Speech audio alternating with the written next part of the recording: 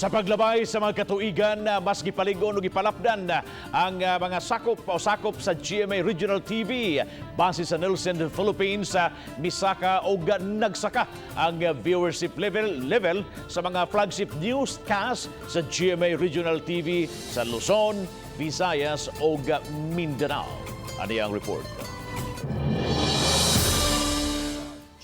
GMA Regional TV, top choice sa paghatod sa mga lokal nga balita sa tibuok nasod. Kini base sa Nielsen Philippines TV Audience Measurements Total Philippines Data gikan sa January hangtod December 2020.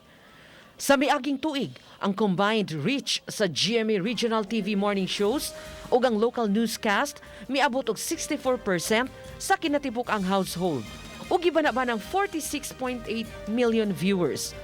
Ug sa milabayng duha ka tuig, nagkadaghan usab ang mitan-aw sa GMA Regional Newscast. Padayong nag-unang newscast ang GMA Regional TV Balitang Amihanan. Ang flagship newscast sa North Central Luzon misaka sa 170% sa Metro Dagupan. Ang gidaghanon sa mitan-aw sa GMA Regional TV Balitang Bisdak sa Central ug Eastern Visayas misaka sa 48% sa 2020 ikumparar sa tuig 2019. Ang flagship Unified Hiligaynon newscast, GMA Regional TV 1 Western Visayas, padayong gitan-aw sa nagkadaghan nga viewers. Mitala ang regional newscast sa Western Visayas ug 165% growth sa Metro Bacolod ug 174% viewership sa Metro Iloilo. Samtang ang viewership level sa GMA Regional TV 1 Mindanao labaw pa sa doble kung itandi sa 2019 sa 2020.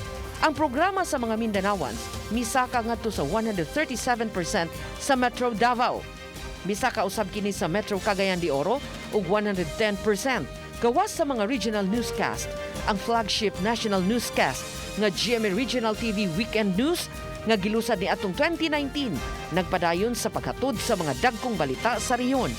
Subay gihapon sa saad sa GMA Regional TV sa paghatod sa mga dagkong balita sa rehiyon, ikaunom nga flagship newscast, makita sugod Pebrero 1. Ang GMA Regional TV Balitang Bicolandia, usa ka pagmatuod sa kampanya sa Regional TV nga Local News Matters.